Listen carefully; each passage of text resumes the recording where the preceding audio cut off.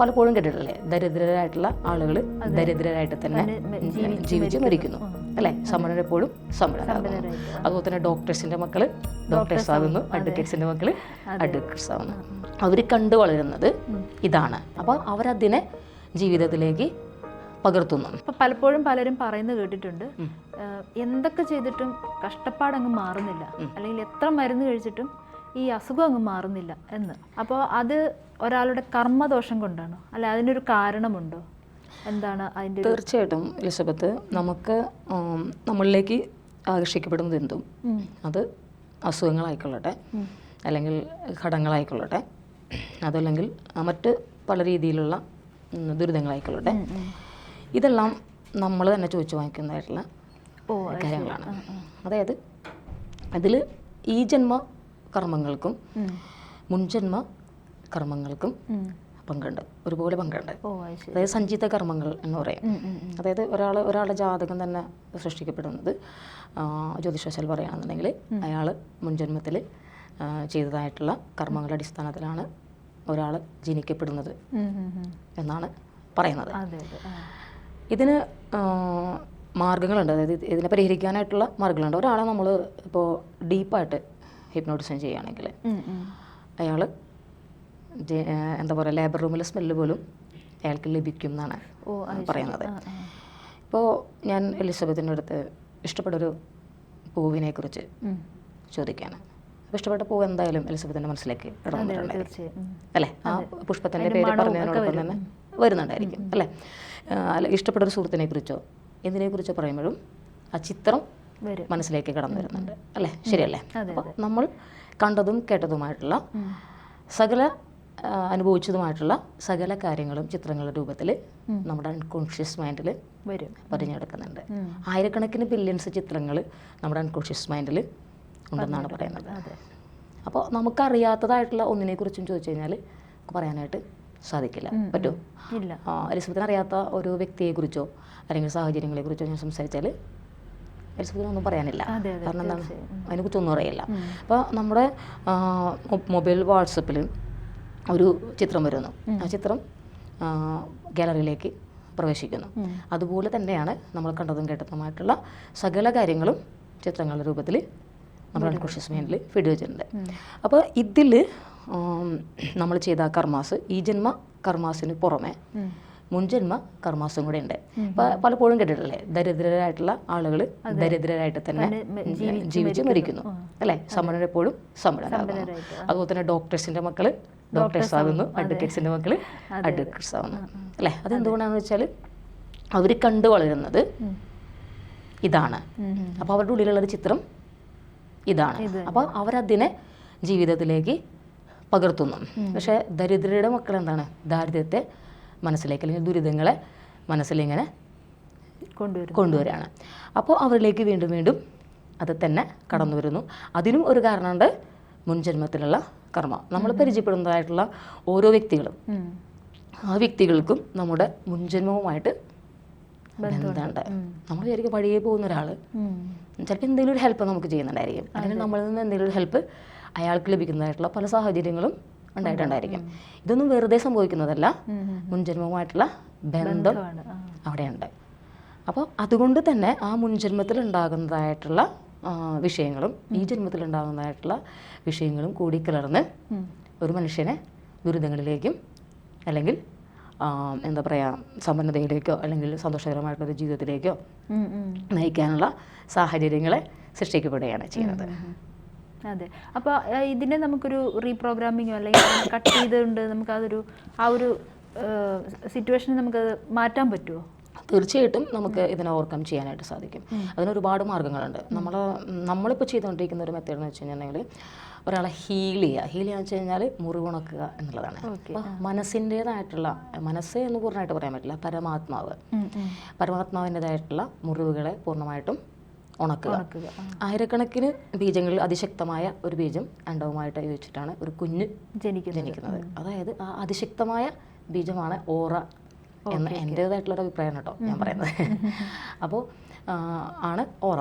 അപ്പോൾ ഒരു കുട്ടി ഒരമ്മയുടെ ഗർഭപാത്രത്തിലിരിക്കുന്ന സമയത്ത് ആ അമ്മ ചിന്തിക്കുന്നത് എന്തോ അത് മാത്രമേ ആ കുട്ടിക്ക് ചിന്തിക്കാനായിട്ട് സാധിക്കുള്ളൂ. അതുകൊണ്ടാണ് ഗർഭാവസ്ഥയിൽ നമ്മൾ നല്ലത് ചിന്തിക്കണം, നല്ലത് കേൾക്കണം, നല്ലത് പറയണം എന്നൊക്കെ പറയുന്നത്. ഇതൊക്കെ കുട്ടിയെ സ്വാധീനിക്കുന്നുണ്ട്, ഇതൊക്കെ ആ കുട്ടി കേൾക്കുന്നുണ്ട്. അമ്മ ആഹരിക്കുന്നതിലൊരു പങ്ക് കൈപ്പറ്റുന്നത് പോലെ തന്നെ അമ്മയുടെ ചിന്തയുടെ ഒരു പങ്കും കുഞ്ഞിന് കൈപ്പറ്റുന്നുണ്ട്. അപ്പോൾ ചില കുട്ടികൾ കണ്ടല്ലേ ഹൈപ്പർ ആക്ടിവിറ്റി എന്ന് വെച്ച് കഴിഞ്ഞാൽ ഇതൊക്കെ അമ്മ ഗർഭാവസ്ഥയിൽ ഇരിക്കുന്ന സമയത്ത് ആ അമ്മയ്ക്ക് ഉണ്ടാകുന്നതായിട്ടുള്ള പ്രഷറാണ് ഈ കുഞ്ഞിനൊരു ഹൈപ്പർ ആക്ടിവിറ്റി കൊടുക്കുന്നത്. അപ്പോൾ അതേപോലെ തന്നെ ആ കുട്ടി ജനിച്ച സമയം മുതൽ ഈ സമയം വരെയുള്ളതും മുൻജന്മത്തിലുള്ളതുമായിട്ടുള്ള വിഷയങ്ങളെ ഈ ഓറയിൽ നിന്നും നമ്മൾ റിമൂവ് ചെയ്ത് കളയാണ് ചെയ്യുന്നത്. അത് അവരെ കൊണ്ട് തന്നെ നമ്മൾ റിമൂവ് ചെയ്യാന്ന് പറഞ്ഞു കഴിഞ്ഞാൽ അവരെ നമ്മൾ ഒരു മയക്കെടുത്തതായിട്ടുള്ള ഒരവസ്ഥയിലേക്ക്, പൂർണ്ണമായിട്ടുള്ള ഒരു മയക്കല്ല, ഹിപ്നോട്ടിസം എന്നൊരവസ്ഥയിലേക്കല്ല, ഹിപ്നോസിസം എന്നൊരവസ്ഥയിലേക്ക് കൊണ്ടുപോയിട്ട് അവരിൽ നിന്നും ഇതിനെ എടുത്ത് കളയാണ് ചെയ്യുന്നത്. അവരെ കൊണ്ട് തന്നെ അവരിലെ പ്രശ്നങ്ങളെ എടുത്ത് കളയുകയാണ് ചെയ്യുന്നത്. ഇത് കൂടാതെ നമുക്ക് അതിനൊപ്പം തന്നെ ഇവരിലുള്ള മറ്റ് എന്താ പറയുക പ്രേത ദുരിതങ്ങൾ അല്ലെങ്കിൽ ബാധാ ദുരിതങ്ങൾ ഇതൊക്കെ വേണമെങ്കിൽ ഇതിനൊപ്പം തന്നെ നമുക്ക് എടുത്തു കളയാനായിട്ട് സാധിക്കും. പ്രേത ദുരിതങ്ങൾ എന്ന് പറഞ്ഞാൽ അതെന്താണ്? പ്രേത ദുരിതങ്ങൾ എന്ന് പറയുന്നത് മരിച്ചതായിട്ടുള്ള ആത്മാക്കളുടെ, അതായത് പൂർവികരാണോ ഉദ്ദേശിക്കുന്നത്? പൂർവികർ തന്നെ ആവണമെന്നില്ല, അല്ലാതെയും നമ്മളോട് എന്താ പറയുക നമ്മളറിയുന്നതും അറിയാത്തതുമായിട്ടുള്ള പല വ്യക്തികളുടെയും ആത്മാക്കൾ നമ്മളെ സ്വാധീനിക്കാറുണ്ട്, ഓരോ വ്യക്തികളെയും സ്വാധീനിക്കാറുണ്ട്. അത് ഈ പറയുന്ന പോലെ തന്നെ ഭയത്തിലൂടെയും പെട്ടെന്നുള്ള ഒരു ഭയത്തിലൂടെയും അങ്ങനെയുള്ള വിഷയങ്ങളിലൂടെയൊക്കെ ചില ആത്മാക്കളുടെ ശരീരത്തിലേക്ക് പ്രവേശിക്കാൻ, ആത്മാക്കൾ തന്നെയല്ല എന്താ പറയുക ദൈവികമായിട്ടുള്ള ശക്തികളെ പോലും നമ്മൾ ആരാധനയ്ക്കായിട്ട് വെച്ച് കൊണ്ട് നടന്നിട്ട് പിന്നീട് അത് എന്താ പറയുക വെള്ളവും ഇതും ഒന്നുമില്ലാതെ അലഞ്ഞിരി ചടക്കുന്നതായിട്ടുള്ള ഒരവസ്ഥയിലേക്ക് പോകുന്നതായിട്ടുള്ള വിഷയങ്ങൾ ഉണ്ടാവാറുണ്ട്. അപ്പോൾ അത്തരം ഭാവങ്ങളും കൂടി ബാധയായിട്ട് നമ്മുടെ കൂടെ ഉള്ളിലേക്ക് പ്രവേശിക്കാറുണ്ട്. അപ്പോൾ ഇതിനൊക്കെ നമുക്ക് എന്താ പറയുക പൂജാ വിധികളിലൂടെ പരിഹരിക്കുന്നത് പോലെ തന്നെ വേണമെങ്കിൽ അതിനേക്കാളും എളുപ്പത്തിൽ ഒരാളെ ഹീൽ ചെയ്തുകൊണ്ട് നമുക്ക് ചെയ്ത് റിമൂവ് ചെയ്യാനായിട്ട്. അപ്പൊ അങ്ങനെ ചെയ്യുമ്പോൾ നമ്മൾ ഈ പറയുന്ന ആളുകളുടെ ജീവിതത്തിലുണ്ടായിട്ടുള്ള കഷ്ടപ്പാടുകളൊക്കെ തീർച്ചയായിട്ടും അവരുടെ മനസ്സിലുള്ളതായിട്ടുള്ള അവരുടെ പരമാത്മാവുള്ളതായിട്ടുള്ള അവർ ഓറയെ പൂർണ്ണമായും ശുദ്ധീകരിച്ചുകൊണ്ട് അവരെ മറ്റൊരു വ്യക്തിയായിട്ട് ഞാൻ എൻ്റെ കുട്ടികളോട് പറയാനുള്ളത്, നിങ്ങൾക്ക് ഹീൽ ചെയ്യാനുള്ള ഒരു ഭാഗ്യം ലഭിക്കുക എന്നുള്ളത് നിങ്ങളുടെ ഒരു പുനർജന്മമാണ്.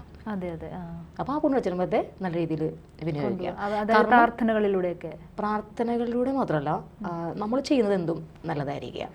പിന്നെ നമ്മളൊരു വ്യക്തിയെക്കുറിച്ച് മോശപ്പെട്ട് സംസാരിക്കുമ്പോൾ അവിടെയും നമ്മളിലേക്ക് തന്നെ ഒരു നെഗറ്റിവിറ്റിയെ സമ്പാദിക്കുകയാണ് ചെയ്യുന്നത്. മനസ്സിലായില്ലേ? ഇപ്പോൾ പാക്കനാർ പറയുന്നത് കേട്ടിട്ടുണ്ടോ എന്നെനിക്കറിയില്ല, ഒരൊട്ട കൂടി ബാക്കിയുണ്ടായിരുന്നു അത് നിനക്ക് കിട്ടി. കേട്ടിട്ടുണ്ടോ എലിസബത്ത്? ഇല്ല, ഞാൻ കേട്ടിട്ടില്ല. അത് എന്താണെന്ന് വെച്ച് കഴിഞ്ഞാൽ ഒരു വ്യക്തി, ഞാൻ പണ്ട് വായിച്ചിട്ടുള്ള ഒരു അറിവാണ് കേട്ടോ, അതിൽ കുറവുകളുണ്ടായിരിക്കും. ഒരു വ്യക്തി വളരെ എന്താ പറയുക പിശുക്കുള്ള ഒരു വ്യക്തിയായിരുന്നു, ഒരു ബ്രാഹ്മണനാണ്. അപ്പോൾ ഭിക്ഷ യാചിച്ചിട്ട് ഒരു സ്ത്രീയും കുട്ടികളും ഇദ്ദേഹത്തിൻ്റെ അടുത്ത് വരികയാണ്. അപ്പോൾ വരുന്ന സമയത്ത് ഇദ്ദേഹം ഭക്ഷണവും ഇവിടെ ഒന്നും പാകം ചെയ്തിട്ടില്ല എന്നുള്ള രീതിയിൽ ഇവരെ ആട്ടിയോടിക്കുകയാണ്. ആട്ടിയോടിച്ചിട്ട് ഇദ്ദേഹത്തിൻ്റെ മക്കളും ഭക്ഷണം കഴിക്കാണ്ടിരിക്കുന്ന സമയത്ത് ആ ഭക്ഷണത്തിൽ അട്ട കിടക്കുന്നുണ്ട്. അട്ട. അപ്പോൾ ഇദ്ദേഹം എന്താണെന്ന് വെച്ച് കഴിഞ്ഞാൽ ദാനം കൊടുത്തതിൻ്റെ പുണ്യം കിട്ടാൻ വേണ്ടിയിട്ട് ഈ അട്ടയെ മാറ്റി ഈ ആട്ടിപ്പായിച്ച ഈ സ്ത്രീയെയും മക്കളെയും കൊണ്ടുവന്നിട്ട് അവർക്ക് ഇതാഹരിക്കാനായിട്ട് കൊടുക്കുകയാണ്. നമുക്ക് കഴിക്കാനായിട്ട് സാധിക്കാത്ത മോശമായ വസ്തുക്കൾ മറ്റുള്ളവർക്കും കൊടുക്കരുത്. അപ്പോൾ ഇദ്ദേഹം ചിത്രഗുപ്തൻ്റെ ഭക്തനായിരുന്നു എന്നാണ് പറയപ്പെടുന്നത്. അങ്ങനെ ഇദ്ദേഹത്തെ രക്ഷിക്കാതിരിക്കാനായിട്ട് വരിക. കാരണം ഇദ്ദേഹത്തിന് 1008 അട്ടകളെ തിന്നാനായിട്ട് വിധിക്കപ്പെട്ടു എന്നാണ് പറയുന്നത്. അപ്പോൾ അതിൽ ഇദ്ദേഹത്തെ രക്ഷപ്പെടുത്തണം. അപ്പോൾ ഇദ്ദേഹത്തെ രക്ഷപ്പെടുത്താനായിട്ട് ഒരു മാർഗം നിർദ്ദേശിക്കുന്നത് എന്താണെന്ന് വെച്ച് കഴിഞ്ഞാൽ നീ ചെയ്യാത്തതായിട്ടുള്ള കാര്യങ്ങൾ നീ ചെയ്തു എന്ന് മറ്റുള്ളവരെ കൊണ്ട് പറയിപ്പിക്കുക. അപ്പോൾ നിൻ്റെതായിട്ടുള്ള അട്ടകൾ ഓരോന്നായിട്ട് കുറയും. അപ്പോൾ അങ്ങനെ അദ്ദേഹം മുമ്പ് ഒക്കെ എന്ന് വെച്ച് കഴിഞ്ഞിട്ടുണ്ടെങ്കിൽ അച്ഛന്മാർക്ക് മക്കൾ പായവിരിച്ചു കൊടുക്കില്ല, ഭാര്യമാരാണ് പായവിരിക്കുക.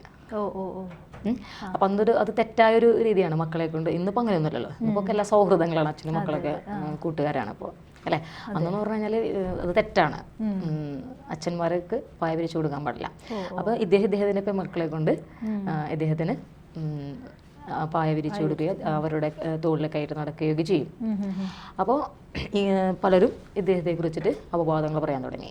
എന്ന് വെച്ചാൽ പെൺകുട്ടികളെ പെൺമക്കളോട് മോശമായി പെരുമാറുന്ന ഒരു വ്യക്തി എന്ന രീതിയിൽ ഇദ്ദേഹത്തെ വ്യാഖ്യാനിക്കാനായിട്ട് തുടങ്ങി.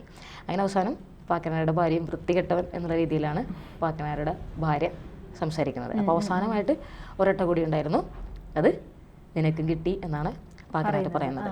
അപ്പോൾ ശരിക്കും പറഞ്ഞു കഴിഞ്ഞാൽ ഈ അട്ടകൾ എന്നതുകൊണ്ട് ശരിക്കും ഉദ്ദേശിക്കുന്നത് നമ്മൾ മറ്റൊരു വ്യക്തിയെക്കുറിച്ച് പറയുമ്പോൾ ആ വ്യക്തിയുടെ നെഗറ്റീവിനെയാണ് നമ്മളിലേക്ക് ആകർഷിക്കുന്നത്. അതിൻ്റെ ഒരു പ്രതീകമായിട്ടാണ് ഈ അട്ടയെ കാണിക്കുന്നത്. ഇപ്പം നമുക്ക് ഗ്രന്ഥങ്ങളായിക്കൊള്ളട്ടെ, അല്ലെങ്കിൽ കഥകളായിക്കൊള്ളട്ടെ, ഇതിഹാസങ്ങളായിക്കൊള്ളട്ടെ, എന്തായാലും അതിൽ പറയുന്ന കാര്യങ്ങളൊക്കെ മനുഷ്യൻ്റെ നന്മയ്ക്ക് വേണ്ടിയിട്ടാണ്.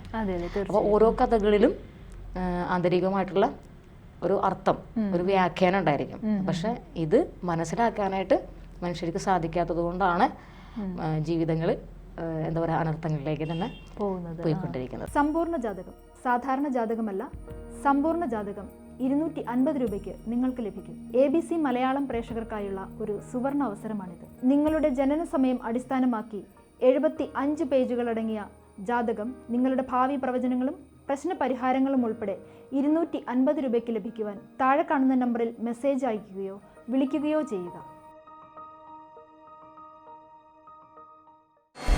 ജ്യോതിഷവുമായി ബന്ധപ്പെട്ട എല്ലാ വിശേഷങ്ങളും നിങ്ങളിലേക്കെത്താൻ ABC ജ്യോതിഷം സബ്സ്ക്രൈബ് ചെയ്യുക.